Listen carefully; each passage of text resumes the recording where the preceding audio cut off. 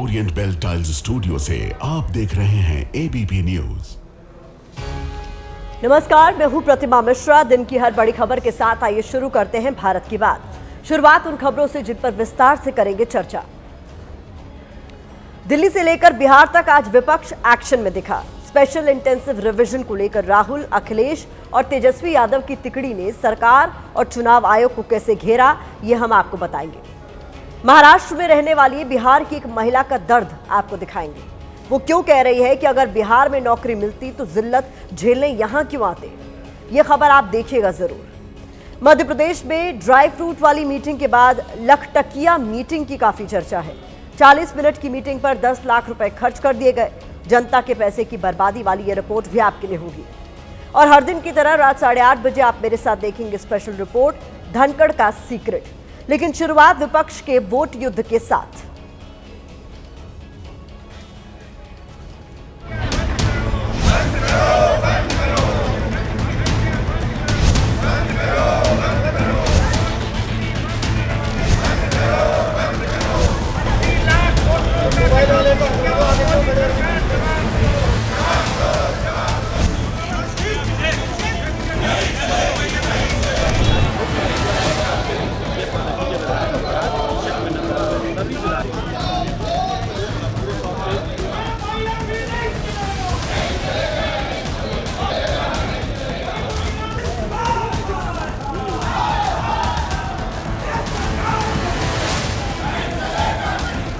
Poster हटाइए, poster से हटाइए, पोस्टर डालिए। पूरा बिहार देख रहा है कि आपका आचरण कैसा है, आपका व्यवहार कैसा है।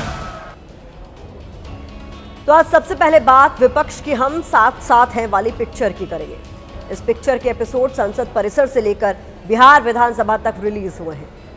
बिहार में विशेष मतदाता गहन पुनरीक्षण के खिलाफ आज पूरा विपक्ष एकजुट नजर आया। स्पेशल इंटेंसिव रिवीजन यानी SIR ने विपक्ष को जैसे एकता के धागे में बांध दिया। इसकी एक तस्वीर संसद परिसर में देखने को मिली। दूसरी तरफ इसी मुद्दे पर बिहार विधानसभा में महागठबंधन के विधायकों ने भी प्रदर्शन किया। महागठबंधन के विधायक काले कपड़े पहनकर विधानसभा पहुंचे और वोटर वेरिफिकेशन प्रक्रिया के विरोध में आवाज बुलंद की। बिहार विधानसभा के अंदर भी SIR के विरोध में नारेबाजी की गई। सबसे पहले बात संसद परिसर में हुए इंडिया गठबंधन के प्रदर्शन की। वैसे तो संसद के अंदर और सियासी गलियारों में आज उपराष्ट्रपति जगदीप धनखड़ के इस्तीफे की चर्चा ज्यादा होती रही, लेकिन इस चर्चा के बीच इंडिया गठबंधन के प्रोटेस्ट की इस तस्वीर ने भी देश का ध्यान अपनी ओर खींचा। इस तस्वीर को देखकर ऐसा लगा मानो विपक्षी सांसदों के बीच पोस्टर कंपटीशन चल रहा है। संसद के मकर द्वार पर प्रदर्शन के दौरान विपक्षी सांसदों के हाथों में जो पोस्टर दिखे, सब पर SIR के विरोध में अलग अलग मैसेज या नारे लिखे हुए थे। किसी पर SIR के लिए स्टीलिंग इंडियन राइट्स लिखा गया। किसी पोस्टर में SIR को सबवर्जन ऑफ इंडियन रिपब्लिक लिखा गया। किसी पोस्टर में SIR को डेथ ऑफ डेमोक्रेसी बताया गया। इस तरह के तमाम पोस्टर विपक्ष के प्रदर्शन में नजर आए।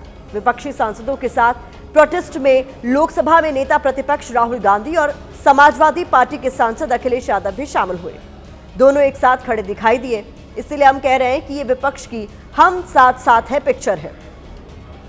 इस विरोध प्रदर्शन के बीच हमारे सहयोगी अंकित गुप्ता ने संसद परिसर से एक दिलचस्प रिपोर्ट हमारे पास भेजी है। ये रिपोर्ट बताती है कि राजनीतिक दलों के नेताओं में सियासी मतभेद भले हों, लेकिन उनमें मनभेद नहीं होते। सियासी शिष्टाचार की गुंजाइश हमेशा रहती है। पहले आप ये रिपोर्ट देखिए। संसद भवन में एक तस्वीर ये भी देखने को मिल रही है जब गिरिराज सिंह अपने बयान में अखिलेश यादव का जिक्र कर रहे हैं और अखिलेश यादव सामने खड़े होकर के गिरिराज सिंह का बयान सुन रहे हैं। तो कुछ इस तरीके की भी तस्वीर है इस वक्त संसद भवन परिसर में, जहां पर गिरिराज सिंह अखिलेश यादव का जिक्र करते हुए कि वो किस तरह से विरोध प्रदर्शन करते हैं और मकर द्वार पर प्रदर्शन करते हैं, तो वहीं पर अखिलेश यादव यहाँ पर सामने खड़े होकर के गिरिराज सिंह का बयान सुनते हुए। तो कुछ इस तरीके की भी तस्वीरें नजर आती हैं कभी कभी संसद भवन परिसर में, जहां पर पक्ष और विपक्ष के नेता भले ही अलग अलग मुद्दों को लेकर के मतभेद क्यों न हो, लेकिन गिरिराज सिंह और अखिलेश यादव एक तस्वीर में भी गिरिराज जी आ गए।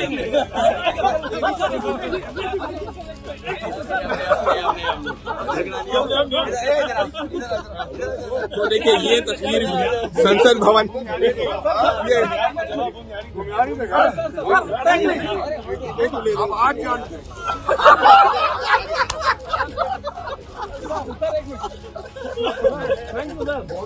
बॉम्बे चल रहा है। नहीं जा रहा। निशिकांत पीने का। नहीं। अखिलेश जी SIR में सब सही है कह रहे हैं गिरिराज जी। नहीं, कभी बीजेपी का यकीन करो, बीजेपी का कभी यकीन मत करना। तो फिलहाल अखिलेश यादव सामने खड़े होकर के गिरिराज सिंह का बयान सुनते हुए बाद में गले भी मिले और चलते चलते गिरिराज सिंह भी गिरिराज जी अखिलेश जी कह रहे हैं कि बीजेपी का कभी यकीन मत करना। असल है जिसको अपने पर नहीं भरोसा होता वो दूसरों पर कैसे भरोसा करे। तो सपा को अपने आप पर नहीं भरोसा। तो देखिए, तो कुछ इस तरीके से गले भी मिलते हैं, एक दूसरे के ऊपर आरोप प्रत्यारोप का सिलसिला भी चलता रहता है और ये सब संसद भवन में इस तरीके की तस्वीरें भी आपको अक्सर देखने को मिलती हैं। अंकित गुप्ता, ABP न्यूज, दिल्ली। देखा आपने, सियासत में जिनकी विचारधारा नहीं मिलती, असल जिंदगी में वो गले भी मिलते हैं, हाथ भी मिलाते हैं और साथ में मुस्कुराते हुए भी नजर आते हैं। राजनीति में ऐसी तस्वीरें अक्सर कम ही देखने को मिलती है। यहाँ हुआ ये था कि केंद्रीय मंत्री गिरिराज सिंह ABP न्यूज से बातचीत कर रहे थे। इस दौरान उन्होंने अपने बयान में अखिलेश यादव का जिक्र किया। जब गिरिराज सिंह अखिलेश यादव के बारे में कुछ बोल रहे थे, तभी अखिलेश यादव सामने आकर खड़े हो जाते हैं। जैसे ही इंटरव्यू खत्म होता है, दोनों एक दूसरे के पास आकर गले मिलते हैं। इसके बाद आपने देखा, अगले ही पल दोनों एक दूसरे पर जुबानी वार पलटवार भी करने लगते हैं। तो राजनीति में कोई स्थायी दोस्त या दुश्मन नहीं होता, सब मौके मौके की बात होती है। खैर, एक बार फिर संसद परिसर में इंडिया गठबंधन के प्रदर्शन पर लौटते हैं, क्योंकि प्रदर्शन की इस तस्वीर से आज विपक्ष ने कई संदेश देने की कोशिश की है। जैसे पहला मैसेज ये है कि विपक्ष एकजुटता के साथ मतदाता गहन पुनरीक्षण प्रक्रिया का विरोध करेगा। दूसरा, यूपी से लेकर बिहार तक इस मुद्दे पर विपक्ष की सभी पार्टियां एक मत है। तीसरा, संसद से लेकर सुप्रीम कोर्ट तक SIR के खिलाफ लड़ाई लड़ी जाएगी, क्योंकि बिहार के बाद 2026 में बंगाल विधानसभा के चुनाव हैं। इंडिया गठबंधन में शामिल ममता बनर्जी को लगता है कि वहां भी सरकार SIR की प्रक्रिया कराएगी। इसके नाम पर TMC के वोट काटने की साजिश होगी। बंगाल के बाद 2027 में यूपी में भी विधानसभा के चुनाव होने हैं। ऐसे में पूरा विपक्ष एकजुट होकर इस वोटर वेरिफिकेशन प्रोसेस का विरोध कर रहा है। बिल्कुल सही नहीं हो रहा है, ये लोकतंत्र का कत्ल है। बहुत बड़ा कहीं ना कहीं भारतीय जनता पार्टी द्वारा खेल किया जा रहा है कि बिहार के वोटर्स को कहीं ना कहीं से ये वोट डालने ना जा पाए। ये कह रहे हैं 3 महीने, तो 3 महीना में तो सब कुछ हो जाएगा। चुनाव के पहले होगा कि चुनाव के बाद? भारतीय जनता पार्टी किसी को वोट नहीं डालने देना कि SIR के नाम पर दाखिल नहीं हो रहा है, लोग बेदखल किए जा रहे हैं। और पूरे स्टेट से जो फीडबैक है बिल्कुल परफेक्ट चल रहा है इलेक्शन कमीशन का। मैं खुद अपना वोटर जो है नाम जो है उसको रिवाइज करवा के किया। भारत कोई धर्मशाला नहीं है, वही वोट देगा जो भारत का नागरिक है और अपने क्षेत्र में रहता है। लंबे वक्त के बाद SIR की शक्ल में विपक्ष को ऐसा मुद्दा मिला है जिस पर इंडिया गठबंधन के ज्यादातर राजनीतिक दल सरकार के खिलाफ एकजुट होकर एक साथ एक पाले में खड़े हैं। सूत्रों के मुताबिक कल SIR के मुद्दे पर इंडिया गठबंधन की तरफ से बड़े प्रदर्शन की तैयारी है। गठबंधन के सांसदों को काले कपड़ों में आने के लिए कहा गया है। विपक्ष की इस SIR वाली सियासी लड़ाई का एपिसेंटर बिहार है, जहां वोटर वेरिफिकेशन प्रक्रिया के तहत फॉर्म जमा करने में सिर्फ 3 दिन बाकी है। 25 जुलाई फॉर्म जमा करने की आखिरी तारीख है। ऐसे में विपक्ष काफी आक्रामक नजर आ रहा है। मंगलवार को विधानसभा के अंदर और बाहर दोनों जगह विपक्ष के विरोध का ट्रेलर दिखा है।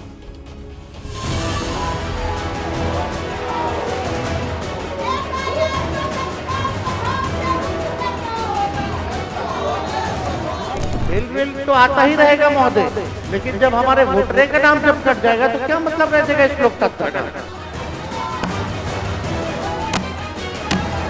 चुनाव आयोग जो 2 महीना में वोटर कार्ड लोग के नाम कट रहा है। हाँ जी, पेट्रोल लगाइए और वो आगे गलत काम हो रहा है।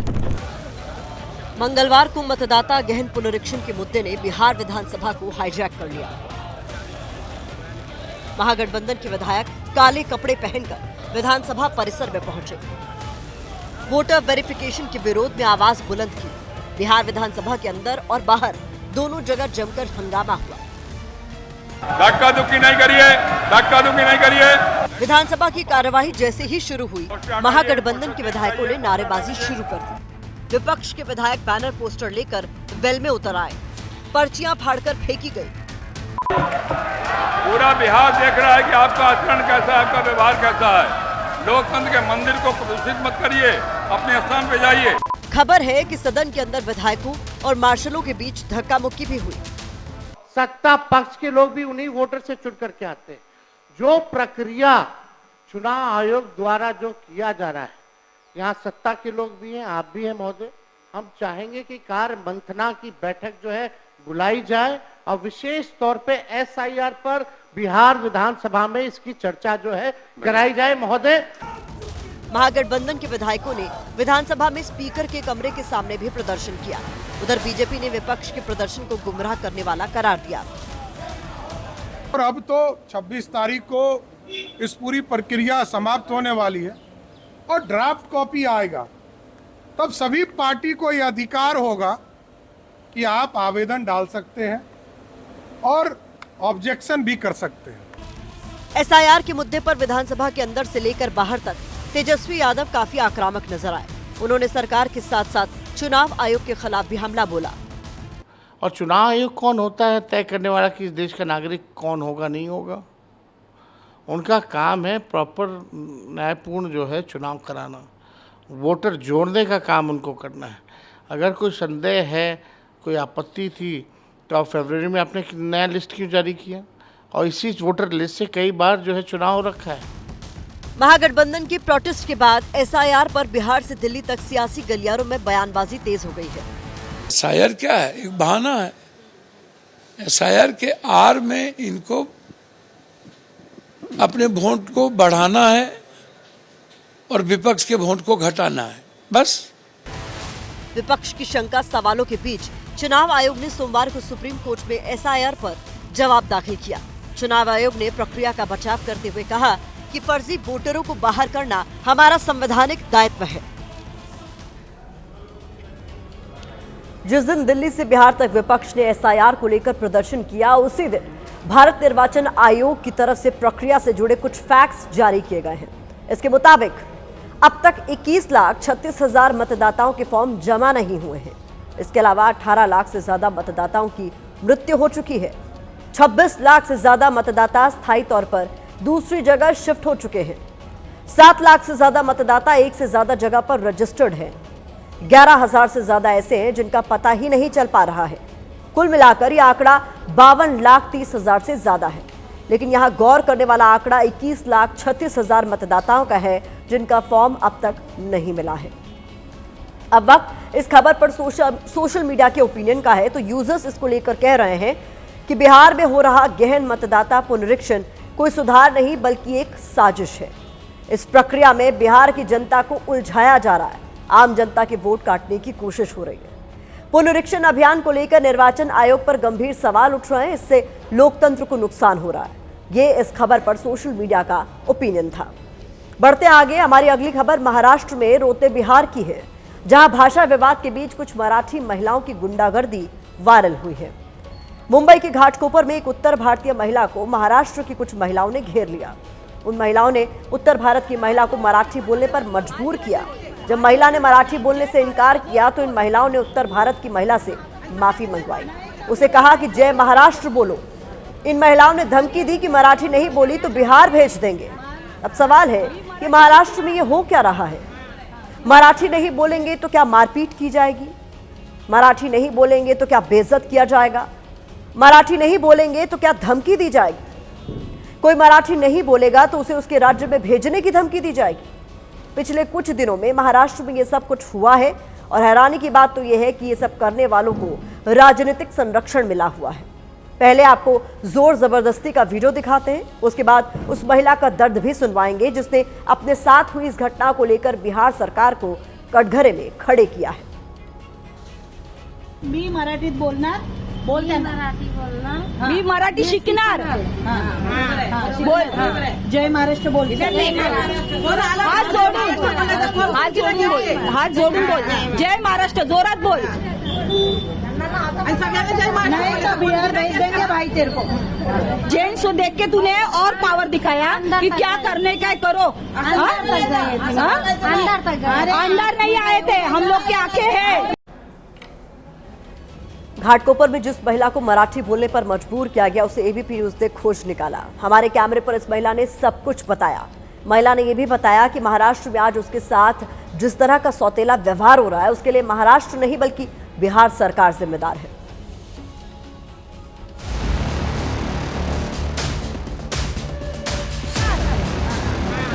बोल जय महाराष्ट्र बोल। किसी का नौकरी नहीं है तभी तो आने पड़ता है सबको इधर, नहीं तो किसी का क्यों जरूरी है यहाँ आने के। सुना आपने, ये उसी महिला का दर्द है जिसकी अभी हमने आपको वीडियो दिखाई, जिसे महाराष्ट्र की घाटकोपर में मराठी बोलने के लिए मजबूर किया गया, जिसे धमकी दी गई, मराठी सीख, मराठी बोल, नहीं तो बिहार भेज देंगे। मी मराठीत बोलणार, बोलते मराठी बोलना, मी मराठी शिकणार। बोल जय महाराष्ट्र बोल। हाथ जोड़ून बोल जय महाराष्ट्र, जोरात बोल। शिवसेना यूबीटी के कुछ महिला कार्यकर्ता पहुंची और उन्होंने वीडियो बनाकर महिला से माफी मंगवाई। महिला अपनी बात पर अडिग रही कि वो मराठी का सम्मान करती है, पहले भी उसने सम्मान किया था, लेकिन उसे हिंदी आती है, वो हिंदी में बात करती है। उसके पति और बच्चे जरूर मराठी में बात करते हैं। जिस महिला को मराठी बोलने पर मजबूर किया गया उसका नाम संजीरा देवी है। संजीरा देवी बिहार की सीतामढ़ी की रहने वाली है। घाटकोपर में रहकर ये परिवार मदन केटरर्स नाम से अपना काम करता है, इसी से परिवार चलता है। लेकिन जब से ये परिवार भाषा विवाद के घेरे में आया है तब से संकट में है। वो धीरे धीरे सीख लेंगे, क्योंकि अगर ये ऑटोमेटिक तो कोई पढ़ाई तो नहीं किया है कि जब पढ़ाई किया होता तो वो भाषा में बात कर सकता था। मैं गलत वर्ड्स बोला ही नहीं, मेरा वाइफ भी गलत वर्ड्स बोला ही नहीं है।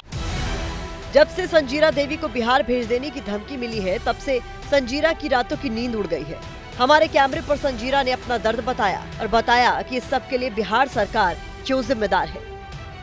किसी का नौकरी नहीं है तभी तो आने पड़ता है सबको इधर, नहीं तो किसी का क्यों जरूरी है यहाँ आने के। अगर अभी लिखा पढ़ी कदम से अभी तुम्हारा लड़की का लड़का के नौकरी हो जाएगा तो मैं बम्बई छोड़ देगा, अभी लॉक मार देगी। इस पर हमने शिवसेना यूबीटी महिला पदाधिकारी से भी बात की, जिन्होंने हमारे कैमरे पर भी कहा कि महाराष्ट्र में रहने के लिए मराठी आनी ही चाहिए।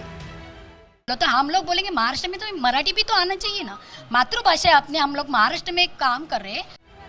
संजीरा देवी के हर शब्द में बिहार सरकार के लिए एक सवाल था। सवाल ये कि बिहार की सरकारें उन्हें रोजगार दे देती तो आज उन्हें ये दिन न देखना पड़ता। लेकिन अब संजीरा देवी के इन शब्दों पर भी सियासत लिपट गई है। बिहार के लड़के बाहर में मार खा रहे हैं, बाहर के लड़के आकर के हमारे यहाँ नौकरी ले रहे हैं। इस पर सरकार को न सिर्फ विचार करने की जरूरत है बल्कि काम करने की जरूरत है। बिहार में जितने उद्योग लग रहे हैं, जिस हिसाब से आबादी बिहार के बाहर मजदूरी करने के लिए मजबूर है, उस पर थोड़ा विशेष ध्यान देना चाहिए। संजीरा देवी अब करे भी तो क्या करे, परिवार चलाना है, बच्चों को पढ़ाई करानी है, बीमार पति का इलाज कराना है। इस बीच भाषा विवाद ने परिवार की परेशानी को और ज्यादा बढ़ा दिया है। जय महाराष्ट्र, जोरात बोल। नहीं तो बिहार भेज देंगे भाई तेरे को। भारत की बात में तीसरी खबर मध्य प्रदेश से है, जहां अफसर मीटिंग खेल रहे हैं और इसमें ही भ्रष्टाचार का गोता लगा रहे हैं। मऊगंज के जिले के खैरा गांव में गंगा जल संवर्धन अभियान कार्यक्रम सिर्फ 40 मिनट चला, लेकिन इसके लिए अफसरों ने 10 लाख रुपए का बिल बना दिया। शहडोल में कुछ दिन पहले ग्राम पंचायत में अधिकारियों को 5 किलो काजू, 5 किलो बादाम और 3 किलो किशमिश खिला दिए गए। इसके लिए बिल बना था 19,000 रुपए। शहडोल में ही 4 लीटर पेंट करने के लिए 275 श्रमिक लगा दिए गए। इसके लिए अफसरों ने सरकारी खजाने को पूरे 2,31,000 रुपए की चपत लगाई। जहां चाय बिस्किट से काम चल सकता था, वहां हजारों रुपए के ड्राई फ्रूट चबाए गए। जहां मंत्री जी सिर्फ 40 मिनट के लिए आए, वहां अफसरों ने 10 लाख का बिल बनाकर हरे हरे नोट डकार लिए। मध्य प्रदेश के मऊगंज जिले के खैरा गांव में जल गंगा संवर्धन अभियान का कार्यक्रम था। कार्यक्रम में पंचायत एवं ग्रामीण विकास मंत्री प्रहलाद पटेल भी आए थे, लेकिन 40 मिनट के इस कार्यक्रम का भारी भरकम बिल बना पूरे 10 लाख। कार्यक्रम के लिए बकायदा मिठाई, टेंट, लाइट, नाश्ता मंगाया गया। कार्यक्रम दिन में हुआ, इसके बावजूद गद्दे, चादर मंगाई गई। और सबसे खास बात यह कि सारा सामान बिजली की दुकान से आया। आप सही सुन रहे हैं और सही देख भी रहे हैं, बिजली की दुकान से मिठाई, टेंट, लाइट, नाश्ता भी आया, वो भी पूरे 10 लाख रुपए में। वो तो लेखपाल ने सीईओ पर आरोप लगा दिए, नहीं तो इसकी किसी को कानो कान खबर तक नहीं लगती। ये आपने अभी बताया मुझे ये शिकायत, और मैं इसका परीक्षण करवाऊंगा। और सीओ जिला पंचायत की एक हमने टीम गठित करी है। वैसे भी जो शिकायतें हमें मऊगंज से संबंधित जो मिली हैं अभी, तो सीओ के खिलाफ भी कार्रवाई करेंगे और लेखापाल के खिलाफ भी, क्योंकि जबरदस्ती कोई किसी की, मुझे नहीं लगता कि कोई ऐसे कर सकता है। जरूर अगर होगा तो शामिल होंगे, इसमें मिले होंगे आप इस अपराध में। अब सोचिए, मंत्री जी के कार्यक्रम में गद्दे और चादर का क्या काम? फिर भी 30 रुपए के रेट पर एक गद्दा और 35 रुपए के रेट पर एक चादर किराए पर ली गई। इससे पहले शहडोल में एक कार्यक्रम में अफसरों ने 19,000 रुपए के ड्राई फ्रूट चट्ट कर दिए थे। कुछ अधिकारी इससे भी आगे निकल गए थे। शहडोल में ही 4 लीटर पेंट करने के लिए 275 श्रमिक लगा दिए गए थे, जिसको लेकर 2,71,000 रुपए का बिल तान दिया गया, जिस पर अब राजनेता भी सियासी बिल फाड़ रहे हैं। भारतीय जनता पार्टी के नेताओं का वजन बढ़ रहा है, जनता दुबली हो रही है। 15 साल पहले साइकिल पर जो नेता चलते थे, आज वो स्कॉर्पियो पे चल रहे हैं। सबसे बड़े बड़े घर आज की तारीख में भारतीय जनता पार्टी के नेताओं के हैं। लेकिन मोहन सरकार इसके बावजूद अपनी पीठ थपथपा रही है, कह रही है देखो हमारा कमाल, सारे घोटाले पकड़े जा रहे हैं। एक वक्त वो था हिंदुस्तान में, वो मध्य प्रदेश में, कि जब विपक्ष की सरकार आती थी तो ये सब चीजें सामने आती थी। लेकिन आज कुछ होता है वो कल सामने आता है, क्योंकि सरकार इसके पीछे है कि ये सब चीजें छुपना नहीं चाहिए, जीरो टॉलरेंस होना चाहिए। शहडोल से लगातार आ रही भ्रष्टाचार की खबरों को देखकर तो ऐसा लग रहा है जैसे यहाँ के अफसरों ने जेब गर्म करने का पूरा इंतजाम कर रखा है। यानी मीटिंग होते ही अधिकारियों के कान खड़े हो जाते हैं और हरे हरे नोट के सपने आने लगते हैं। माननीय सभापति जी,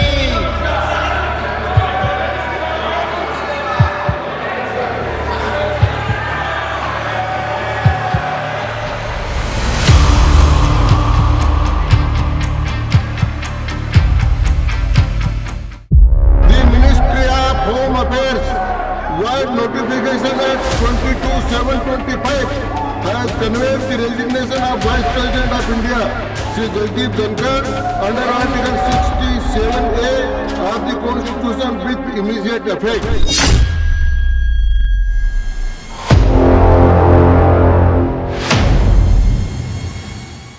सुबह ठीक थे, चेयर पे ठीक थे, 7:30 बजे ठीक थे, 7:30 बजे के बाद स्वास्थ्य किसने लिया? अगर चेयर को कहीं अपमानजनक स्थिति महसूस हो, असहज महसूस हो, तो निश्चित रूप से कोई भी स्वाभिमानी व्यक्ति कुछ ना कुछ तो करेगा।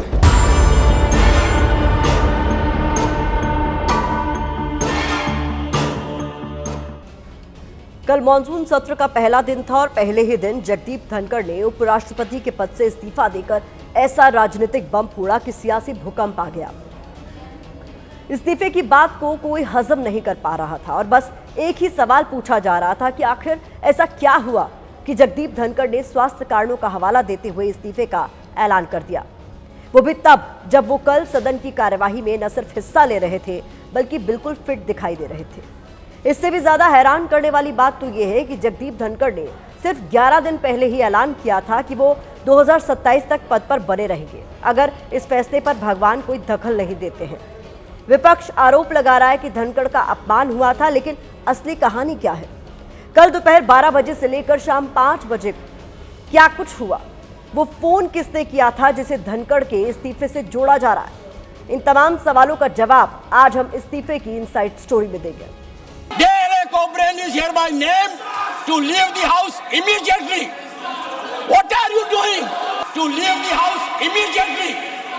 What are you doing? एक चेहरा जो सदन में अपने सख्त रवैये के लिए पहचाना जाता है। Next time I'll show you the door. How dare you shout at the chair? Next time I'll show you the door. How dare you shout at the chair?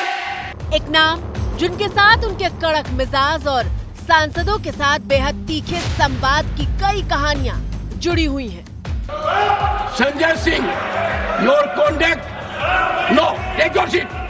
Take your seat. Take your seat. किसान के बेटे की पहचान जगदीप धनखड़ है उनका नाम। माननीय सभासदों, माननीय सभापति जी,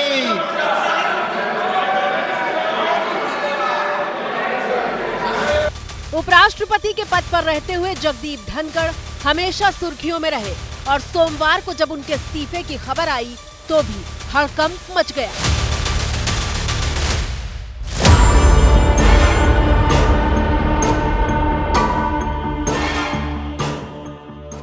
क्यों कोई व्यक्ति बीच अपने कार्यकाल में इस्तीफा दे देते हैं, ये पूरी सरकार पर प्रश्न है। और अचानक से रात में जाके कह देंगे कि मैं मेरे स्वास्थ्य कारणों से मैं रिजाइन दे रहा हूँ, नहीं, ये गले से उतरने वाले बात नहीं। आपकी स्क्रीन पर मौजूद ये जगदीप धनखड़ का वो इस्तीफा है जो उन्होंने देश के राष्ट्रपति को भेजा और तत्काल प्रभाव से स्वास्थ्य कारणों का हवाला देते हुए सेवा मुक्त होने का ऐलान किया। देखिए, ये एक चौंकाने वाला संसदीय इतिहास का एक दुखद दिन है।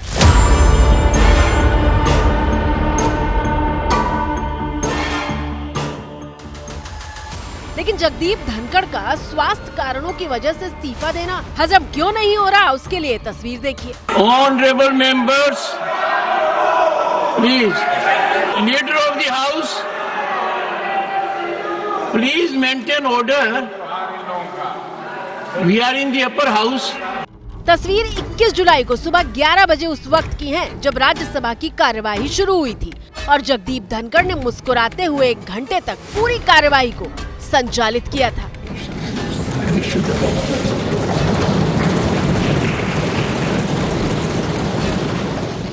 इक्कीस जुलाई को विपक्ष के नेता मल्लिकार्जुन खड़गे का जन्मदिन था और धनखड़ ने खड़गे को लंबा चौड़ा बधाई संदेश भी दिया था। Honorable members, the day belongs to the leader of the opposition. On behalf of this house and myself, warmest greetings and heartfelt wishes to Shri Malikarjun Kharge, leader of the opposition in Rajya Sabha.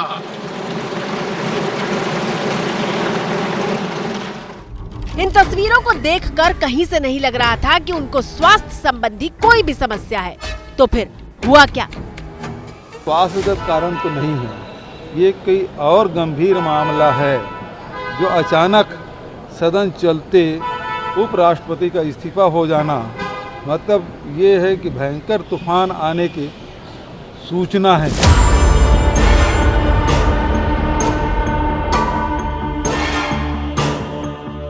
विपक्ष धनखड़ के इस्तीफे को भयंकर तूफान की सूचना से जोड़ रहा है। ये सवाल इसलिए भी है क्योंकि सिर्फ 11 दिन पहले ही धनखड़ ने ऐलान किया था कि वो 2027 तक पद पर बने रहेंगे। I will retire at the right time. August 2027, subject to divine intervention. अब सवाल ये है कि जब जगदीप धनखड़ को 11 दिन पहले तक इस बात का अटल विश्वास था कि साल 2027 तक अपना कार्यकाल पूरा करेंगे, फिर सोमवार को ऐसा क्या हुआ कि उन्होंने अपना इस्तीफा दे दिया? बड़ा ही शॉकिंग है कि राज्यसभा में जब आए थे हमारे माननीय चेयरमैन सर, तो उन्होंने बिल्कुल ऐसा हम लोगों को ऐसा महसूस ही नहीं होने दिया कि कहीं भी वो बीमार है या कुछ। तो मुझे लगता है इस सेशन को पूरा करके वो रिजाइन कर सकते थे अगर हेल्थ इश्यूज भी होते, क्योंकि अगर वो बहुत ज्यादा बीमार होते तो निश्चित रूप से वो हॉस्पिटल में होते, वो हाउस तक नहीं आ पाते थे। हैरानी की बात यह है कि जो विपक्ष जगदीप धनखड़ के खिलाफ उन्हें पद से हटाने के लिए अविश्वास प्रस्ताव ले आया था, वो उनके इस्तीफे की खबर सुनकर हैरान और व्यथित दिख रहा है। ऐसा प्रमाण होता है कि केंद्र सरकार और उपराष्ट्रपति के बीच में जो उनका रिश्ता है दोनों के बीच में, वो पहले जैसा नहीं रहा। इस लोकतंत्र के मंदिर में अभी किसी का इस्तीफा हो गया, कोई स्वास्थ्य के बारे में भी नहीं पूछ रहा। तो अगर बीजेपी के लोग स्वास्थ्य के बारे में नहीं पूछ रहे हैं तो हो सकता है कुछ दाल में काला हो। सोमवार को इस्तीफे का ऐलान हुआ। मंगलवार सुबह तक इस्तीफे की थ्योरी पर चर्चा होती रही और दोपहर होते होते धनखड़ के इस्तीफे का औपचारिक ऐलान हो गया। The Ministry of Home Affairs, via notification at 22/7/25, has conveyed the resignation of Vice President of India, Shri Jagdeep Dhankar, under Article 67A of the Constitution with immediate effect. लेकिन जवाब नहीं मिला कि इस्तीफा क्यों हुआ। इस्तीफे के पीछे बीजेपी अध्यक्ष जेपी नड्डा के इस बयान को भी विपक्ष गिना रहा है। अरे गुस्सा मत करो भैया, अरे गुस्सा मत करो। Nothing will go on record, whatever I will say that will go on record, you should know.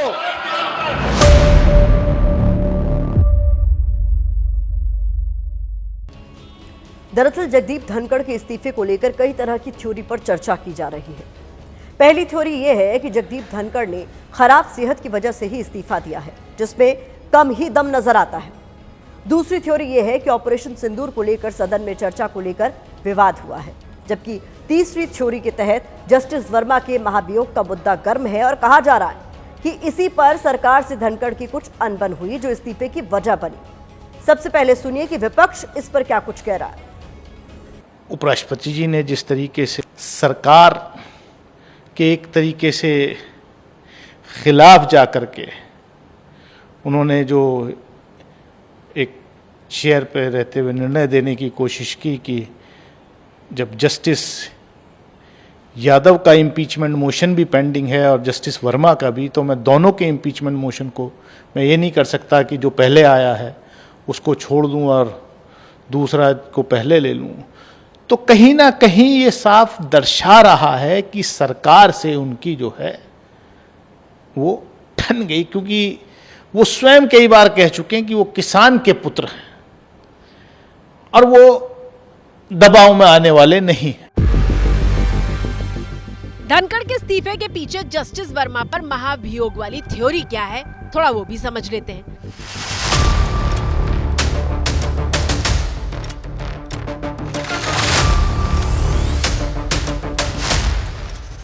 Justice Verma Delhi high court के जज हैं, जिनके आधिकारिक निवास पर 500 रुपए के जले हुए नोटों के बंडलों से भरे हुए बोरे मिले थे।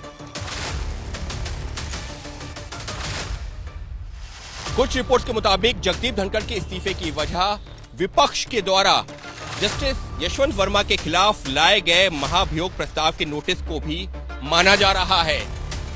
मॉनसून सत्र के पहले ही दिन दोपहर 2 बजे के बाद विपक्षी दलों ने राज्यसभा के चेयरमैन के कार्यालय में जस्टिस वर्मा के खिलाफ महाभियोग प्रस्ताव लाने का नोटिस दिया और शाम करीब 4 बजे खुद राज्यसभा के चेयरमैन जगदीप धनखड़ ने सदन की कार्रवाई के दौरान वो नोटिस मिलने की बात को भी स्वीकार किया। बताया जा रहा है कि जगदीप धनखड़ का ये कदम केंद्र को रास नहीं आया, क्योंकि सरकार ने भी लोकसभा में यह नोटिस दिया हुआ था और विपक्ष को भरोसे में लिया हुआ था। इतना ही नहीं, सोमवार शाम को 4:07 पर धनखड़ ने महाभियोग प्रस्ताव पर 63 विपक्षी सांसदों से नोटिस मिलने की जानकारी दी।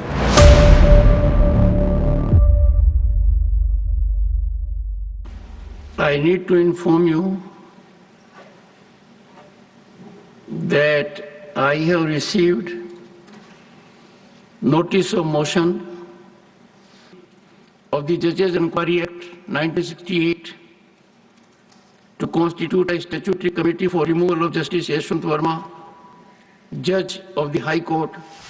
माना यह जा रहा है कि विपक्ष के इस नोटिस के स्वीकार करने के चलते सरकार के हाथ से न्यायाधीश और न्यायपालिकाओं के खिलाफ आक्रामक रुख अपनाने का मौका चला गया। कुछ रिपोर्ट्स के मुताबिक केंद्र सरकार के एक वरिष्ठ मंत्री ने इस मुद्दे पर जगदीप धनखड़ से फोन पर बात की। बताया ये जा रहा है कि फोन पर चल रही बातचीत बहस में बदल गई, जिसके बाद में जगदीप धनखड़ ने अपने पद से इस्तीफा देने का ऐलान कर दिया।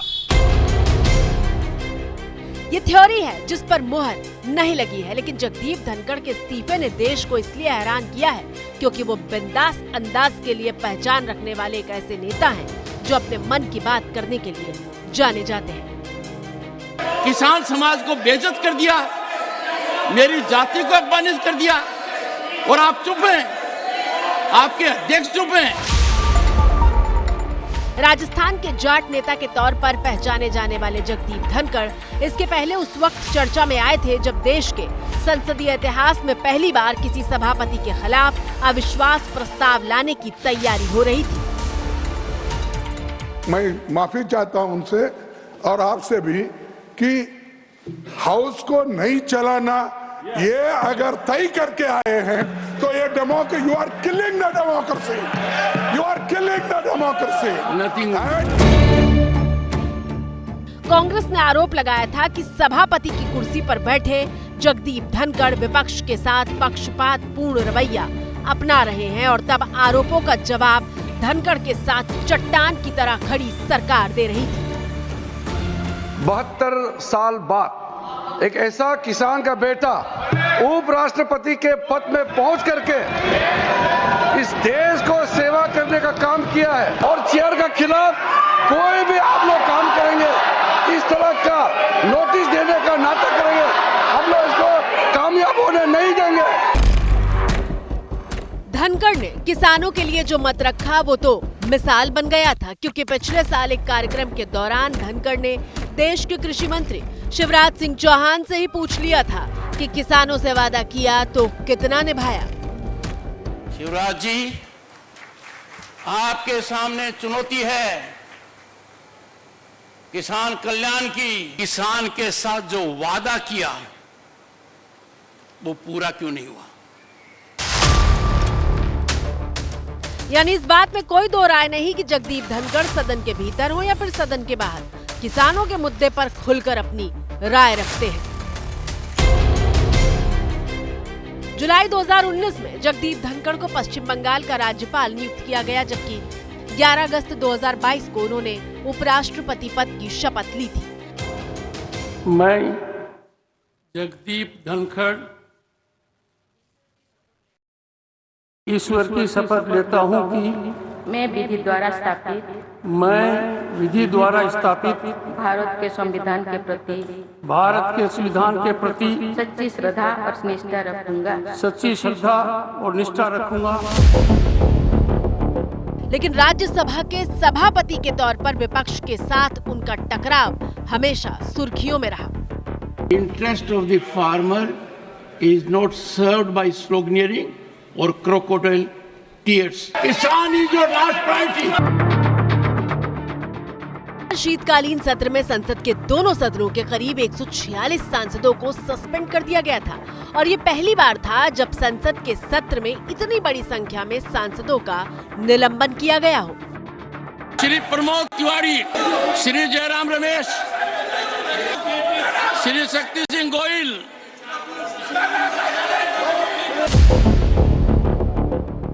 निलंबन एपिसोड के बाद धनखड़ से विपक्ष का रिश्ता इतना खराब हो गया था कि सांसद संसद परिसर की सीढ़ियों पर बैठकर उनकी मिमिक्री कर रहे थे। Mimicry of the chairman, mimicry of speaker, how ridiculous, how shameful, how unacceptable. लेकिन जगदीप धनखड़ की जया बच्चन के साथ हुई बहस सबसे ज्यादा चर्चा में रही थी। Amitabh Bachchan is the last speaker on this point, please ma'am. मैं जया अमिताभ बच्चन ये बोलना चाहती हूँ, कलाकार हूँ, बॉडी लैंग्वेज समझती हूँ, एक्सप्रेशन समझती हूँ। और सर मुझे माफ करिएगा मगर आपका टोन जो है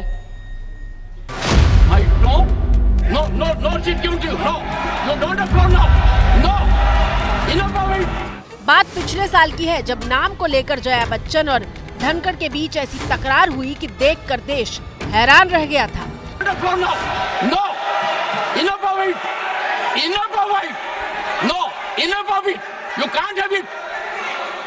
You may be anybody. You may be a celebrity. You have to understand the decorum. No, nothing doing, nothing. No, not at all. I will not bear it. Jaya Bachchan को आपत्ति इस बात पर थी कि संबोधन में अमिताभ के नाम का इस्तेमाल क्यों किया जा रहा है। Shrimati Jaya Amitabh Bachchan. Thank you sir. Sir आपको अमिताभ का मतलब पता है ना? दोनों के बीच तकरार वार पलटवार तक पहुंच गई थी। I'm very proud of my name and my husband and his achievements. Ma'am आपको एक बात बताता हूं। And it signifies आभा जो मिट नहीं सकती। हालांकि राज्यसभा दफ्तर ने जवाब दिया था कि खुद जया बच्चन ने जो नाम दर्ज करवाया है, तत्कालीन सभापति ने उसी नाम से उन्हें पुकारा था। हालांकि देश का उपराष्ट्रपति बनने से पहले जगदीप धनखड़ ने सबसे ज्यादा सुर्खियां उस वक्त बटोरी थी जब साल 2019 में उन्हें पश्चिम बंगाल का राज्यपाल बनाया गया था। ममता बनर्जी और जगदीप धनखड़ के बीच टकराव इस हद तक पहुंच चुका था कि मुख्यमंत्री ममता बनर्जी ने सोशल मीडिया हैंडल एक्स पर राज्यपाल को ब्लॉक तक कर दिया था। चर्चा में धनखड़ भले ही विवादों के बाद आए हों, लेकिन उनकी लंबी राजनीतिक पारी रही है।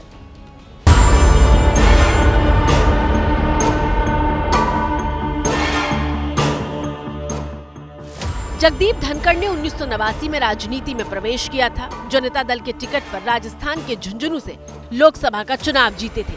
1990 में चंद्रशेखर सरकार में धनखड़ केंद्रीय राज्य मंत्री बने और साल 2008 में धनखड़ बीजेपी में शामिल हो गए थे। लेकिन राजस्थान की जाट बिरादरी से आने वाले जगदीप धनखड़ ने एक पेशेवर वकील के तौर पर अपने करियर की शुरुआत की थी। जगदीप धनखड़ की गिनती देश के शीर्ष वकीलों में होती थी। मिसाल के लिए तस्वीर देखिए। तस्वीरें 27 साल पहले राजस्थान के जोधपुर की है, जब सलमान खान पूरी यूनिट के साथ हम साथ साथ हैं की शूटिंग कर रहे थे और उसी दौरान उन पर काले हिरण के शिकार का आरोप लगा था। सलमान 5 दिन जेल में थे और तब जगदीप धनखड़ सलमान खान के वकील थे और उन्होंने ही सलमान को जिला अदालत से जमानत दिलवाई थी। जगदीप धनखड़ अभिनेता शाहरुख खान के वकील भी रह चुके हैं। शाहरुख की राम जाने नाम की फिल्म में अपमानजनक डायलॉग के मामले में धनखड़ ने पैरवी भी की थी। तो मेरे साथ भारत की बात में आज बस इतना ही। कल फिर होगी आप सभी से रात 8 बजे मुलाकात।